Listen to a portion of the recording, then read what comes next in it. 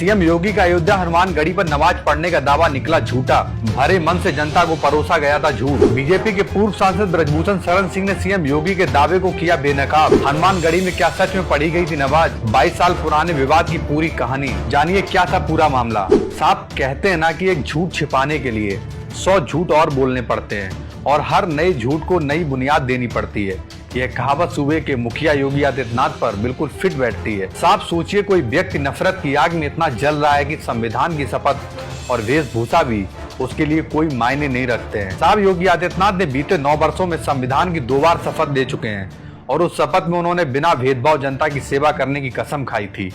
लेकिन हकीकत कुछ और नजर आती है। समाज में नफरत घोलने के लिए हर रोज एक नया बयान दिया जाता है, जिससे एक समाज दूसरे समाज के सामने तलवार लेकर खड़ा हो जाए। साहब बीते दिनों सीएम योगी ने राम मंदिर की लूटकांड से ध्यान हटाने के लिए भरे मन से इतना बड़ा झूठ बोला कि अब उनकी ही पार्टी के पूर्व सांसद ब्रजभूषण शरण सिंह ने उसे झूठ साबित कर दिया है। साहब एक चुने हुए मुख्यमंत्री का दावा बेनकाब हो गया है। सीएम योगी ने अयोध्या की जनसभा में कहा था कि विपक्ष ने हनुमानगढ़ी पर नमाज पढ़वाई थी। साहब बीजेपी के पूर्व सांसद ब्रजभूषण शरण सिंह ने कहा है, जनता से सरासर झूठ बोला गया है, हनुमानगढ़ी पर कभी नमाज नहीं पढ़ी गई। उन्होंने एक और दावा किया है कि राम मंदिर एक मुसलमान ने बनवाया है। साहब ब्रजभूषण शरण सिंह ने बचपन से ही राम मंदिर आंदोलन से जुड़े रहे हैं और वे हमेशा से अपनी बात मुखरता से रखते हुए आए हैं और सत्ता की आंख में आंख डालकर बात करते हुए आए हैं। सब कहते हैं ना कि झूठ के पांव नहीं होते हैं, वह ज्यादा देर तक नहीं चलता है। सच को लाख दबा लो, एक दिन सामने आ ही जाता है। साहब इस झूठ की बुनियाद रखने वाले उनके वही सिपाही रहे हैं जो पहले डीजी रह चुके हैं। वर्तमान में बीजेपी से राज्यसभा सांसद हैं। उन सांसद महोदय का नाम है ब्रजलाल। साहब सत्ता की मलाई खाते हुए जनता को झूठ परोसा जा रहा है। ब्रजलाल ने ही दावा किया था कि हनुमानगढ़ी की सीढ़ियों पर नमाज पढ़ी गई है। देखा जाए तो इस झूठ की बुनियाद पर सीएम योगी ने भरे मन से झूठ का महल खड़ा कर दिया है, जिसे उनकी ही पार्टी के पूर्व सांसद ने नकार दिया है। साहब इससे 2 कदम आगे बढ़कर शंकराचार्य स्वामी अभिमुक्तेश्वरानंद सरस्वती ने हनुमानगढ़ी के संतों से अपील की है कि इस झूठ के लिए योगी आदित्यनाथ का बहिष्कार करो, अन्यथा मैं स्वयं हनुमानगढ़ी के दर्शन करने नहीं जाऊंगा। साहब देखा जाए तो शंकराचार्य हिंदू धर्म के सबसे बड़े धर्मगुरुओं से एक माने जाते हैं। अगर उन्हें इस बात की इतनी ठेस पहुंची है तो न जाने कितने सनातनियों की झूठ हजम नहीं हुआ होगा। साहब पूरी घटना भी जान लीजिए, जिसे लेकर सीएम योगी ने लोगों के सामने नफरत फैलाने और चुनाव जीतने के लिए हर रोज एक नया झूठ परोस रहे हैं। साहब यह घटना 2003 की है। उस समय अयोध्या रेंज के आईजी लॉ एंड ऑर्डर विभूति नारायण राय के अनुसार वर्ष 2003 में सांप्रदायिक सौहार्द बढ़ाने के उद्देश्य से रमजान के दौरान हनुमानगढ़ी के महंत ज्ञानदास के आवास पर एक रोजा इफ्तार का कार्यक्रम प्रस्तावित किया गया था। इसका उद्देश्य आपसी भाईचारा बढ़ाना और सांप्रदायिक तनाव कम करना था। साथ फैजाबाद के तत्कालीन एसपी राजीव सबरवाल ने विशेष रूप से इस बात का ध्यान रखा कि मंदिर की सीढ़ियों पर चटाई ना बिछाई जाए। कार्यक्रम महंत जी के आवास तक सीमित रहे, चूंकि आवास और मंदिर की दूरी बहुत कम थी, या यूं कहें अगल बगल थे।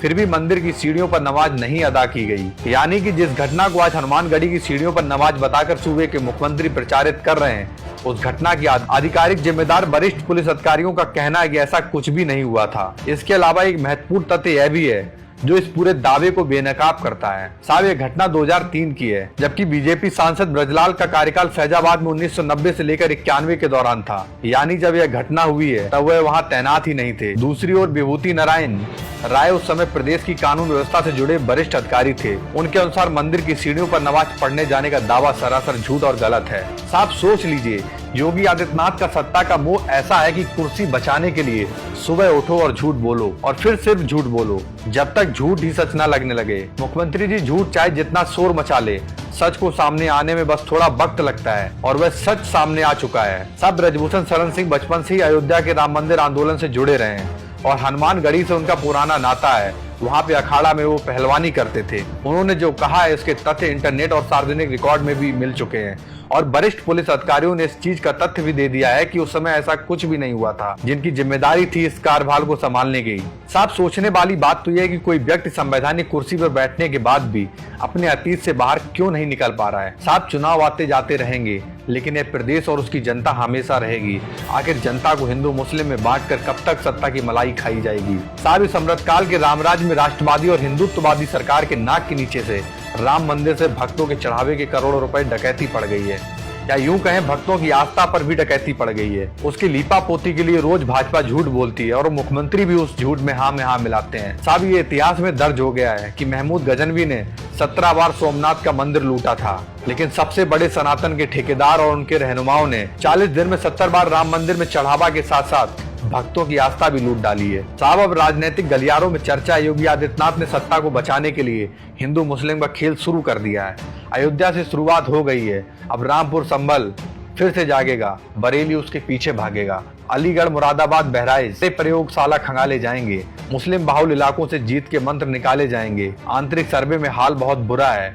उम्मीद का कोना सिर्फ हिंदू मुस्लिम की राजनीति से जुड़ा है। साहब बस इतना ही कहना चाहूंगा, वक्त पर जख्म का मरहम तो नहीं बनता, लेकिन वक्त हर झूठ का चेहरा जरूर दिखा देता है। बाकी आपका इस रिपोर्ट पर क्या कहना है हमें कमेंट बॉक्स में जरूर बताइए। वीडियो सही लगे तो शेयर जरूर कर दीजिए और चैनल को जाते जाते सब्सक्राइब जरूर कर लें। आपके छोटे सहयोग से हमें हौसला मिलता है। शुक्रिया।